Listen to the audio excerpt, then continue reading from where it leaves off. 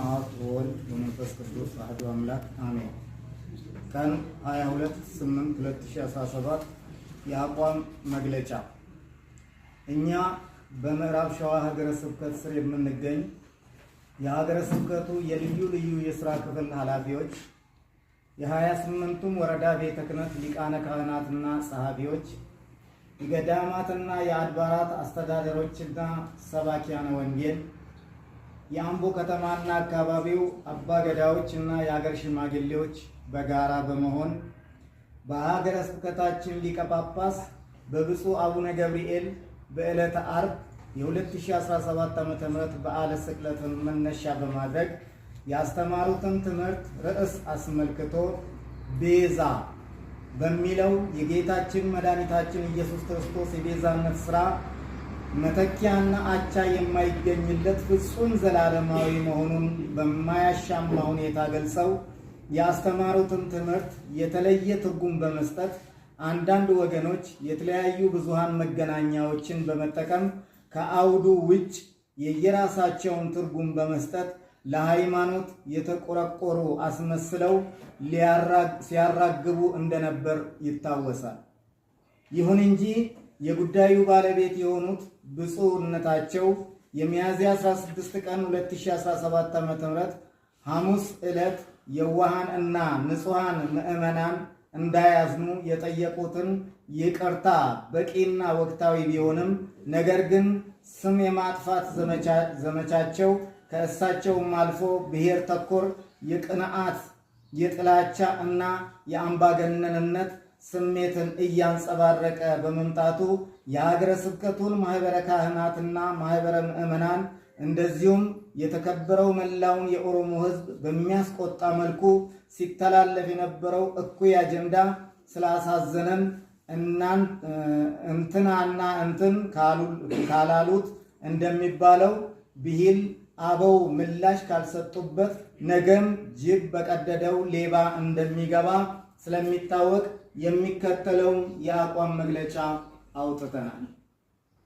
1. እመቤታችን ቅድስት ድንግል ማርያም መትሕተ ፈጣሪ መልዕልተ ፍጡራን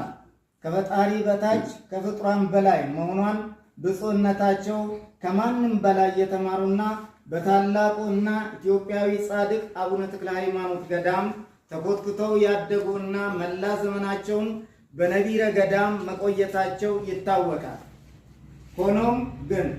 ብፁዕነታቸው ለእመቤታችን ለቅድስት ድንግል ማርያም ያላቸውን ክብርና ፍቅር በተለያየ ቦታ በጊዜውም ያለ ጊዜውም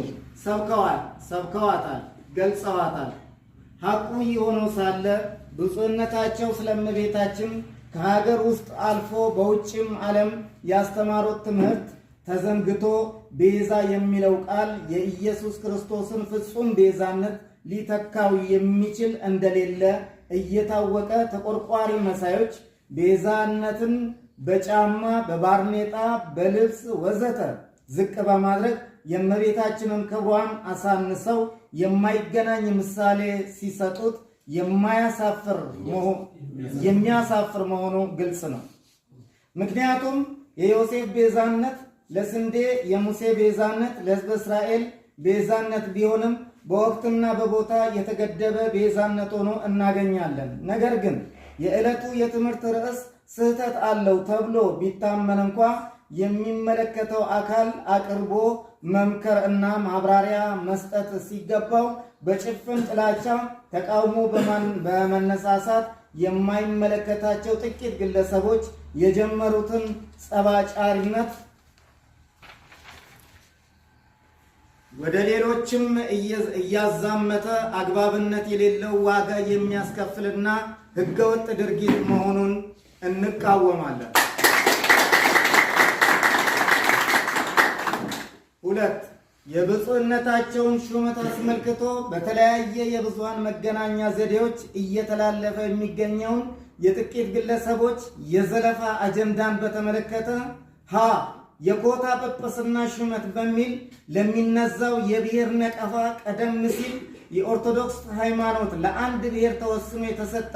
በሚመስል እሳቤና የተሳሳተ አባባል ሲንጸባረቅ የቆየው ዛሬም በይፋ እየደገመ ስለሆነ እንዲቆምልን እየጠየቅን ይህ ሳይሆን ቢቀር መብታችንን ለማስከበር አስፈላጊ የሆነውን መስዋዕትነት በመክፈልም ቢሆን ወደ ኋላ የማንመለስ መሆኑን አበክረን እንገልጻለን።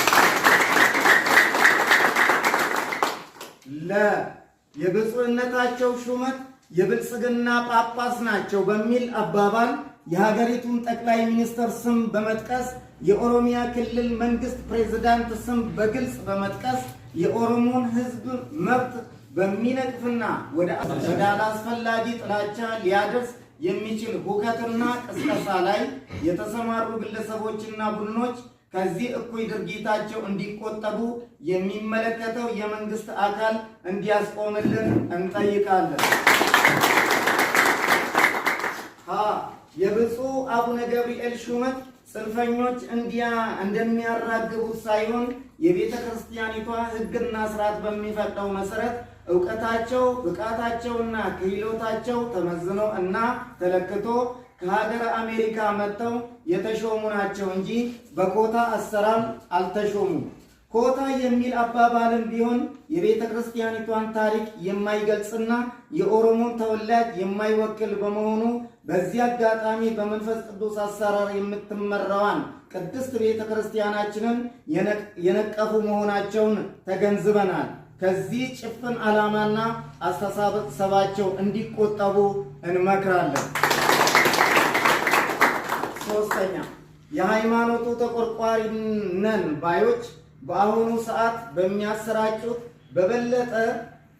ከአሁን ቀደም ስለተፈጸሙት ግልጽ የሆነ የዶግማና የቀኖና ጥሰት ማለትም በቅብዓት ፓትርያርክ እስከ መሾም ሲደርሱ በአንዳንዶች አባቶች ኢየሱስ አማላጅ ነው ሲባል የአህያ ሥጋ መብላት አያረክስም፣ ሌሎችም ደግሞ በብፁዕነታቸው የሹመት ደረጃ ያሉ ያለ ድንግል ማርያም መንፈስ ቅዱስ አይወርድም፣ ወልድም የለም፣ አብንም አናየውም ሲሉ ከዚህ የከፋ የዶግማ ጥሰትና ኑፋቄ አለመኖሩ እየታወቀ ለምን ዝም እንዳሉ ግልጽ ባይሆንም ብፁዕ አቡነ ገብርኤል ዕለተ ዓርብን አስመልክተው በሰጡት ትምህርት ላይ ብቻ ለምን ተተኮረ የሚለው ሐሳባቸው ደማዊ ማንነታቸው ላይ ያተኮረ ጥላቻ መሆኑን በግልጽ ያሳያል። በሌላ መልኩ በእግዚአብሔር አርአያና ምሳሌ የተፈጠረውን ክቡር የሆነውን ሰው ለዚያውም የሀገሪቱን ጠቅላይ ሚኒስትር ግደሉት፣ አስወግዱት እያሉ ለሀገሪቷም ክብር የሌላቸው አባት በቅርብ ያስተላለፉት ከአንድ አባት የማይጠበቅ ሰይጣናዊ መልእክት ሲያውጁና ሲያስተላልፉ ተቆርቋሪ ነን ባዮች ለምን ዝምታን መረጡ? ይህ ሁሉ እያለ እውነታውን ወደ ጎን በመተው ለራስ ሲቆርሱ አያሳንሱ እንደሚባለው የራስ ወገን የሆነው ግልጽ የዶግማ ጥሰት ሲፈጸም አይተው እንዳላዩ ሰምተው እንዳልሰሙ ጆሮ ዳባ ልበስ ብለው ማለፍና የራስ ወገን እንዳልሆነ ለሚያስቡት ደግሞ የራሳቸውን ትንታኔና የግል ፍላጎት በመስጠት ህዝቡን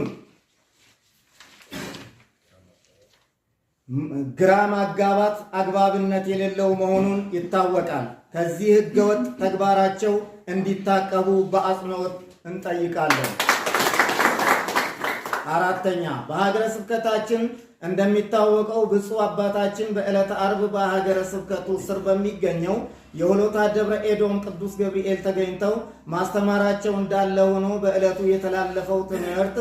የተቀዳው ቀደም ብሎ ማክሰኞ ዕለት ማለትም ሚያዝያ 7 ቀን 2017 ዓ.ም መሆኑን ግልጽ ቢሆንም ተቆርቋሪ ነን ባዮች የሚዲያ ላይ አንበሶች በበዓለ ስቅለት ብፁዕነታቸው እንዳላስተማሩ የሚያጋቡት ከእውነት የራቀ ፍጹም ሐሰት መሆኑን እኛ ከሀገረ ስብከቱ ጀምሮ እስከ ወረዳ ቤተ ክህነት፣ ገዳማትና አድባራት እንዲሁም የገጠር አብያተ ክርስቲያናት ያለን ሰራተኞች ጠንቅቀን እናውቃለን። በመሆኑም ብፁዕነታቸው ላይ የተከፈተው የስም ማጠልሸት እንቅስቃሴን በእጅጉ የምንቃወምና መሰረተ ቢስ ውንጀላ መሆኑን እንዲታወቅልን በይፋ እንገልጻለን። በስተመጨረሻም እኛ በሀገረ ስብከታችን ጥላ ስር ተሰብስበን በተለያየ ደረጃ የቤተ ክርስቲያን ኃላፊነትና አገልግሎት ላይ የተሰማራን ለዚህ እኩይ ዓላማ የተነሱት ግለሰቦች በሚያናፍሱት አፍራሽ ተልእኮ ሳንደናገርና ሳንደነግጥ በያለንበት ቦታ ሆነን የተጣለብንን የቅድስት ቤተ ክርስቲያን አደራ ከመወጣትም ባሻገር በየጊዜው ለሚነሳብን ሁከትና የብሔር ነቀፋ እንደውም በሃይማኖት ሽፋን ለሚደርስብን ችግር ዝም ብለን የማንታገስና ቆመን የማናይ መሆኑን እየገለጽን ይህን የአቋም መግለጫ የምትከታተሉ የኦሮሚያ ክልል ባለስልጣናት፣ የክልሉ ተወላጆች ሁላችሁም ጉዳዩ ያነጣጠረው በሃይማኖት ሽፋን በኦሮሞ ሕዝብ ላይ የተነሳሳ አደገኛ ሴራ መሆኑን አውቃችሁ የበኩላችሁን አስተዋጽኦ እንድታደርጉ አበክረን እናስገነዝባለን። ሚያዝያ 22 ቀን 2017 ዓ.ም አምቦ ኢትዮጵያ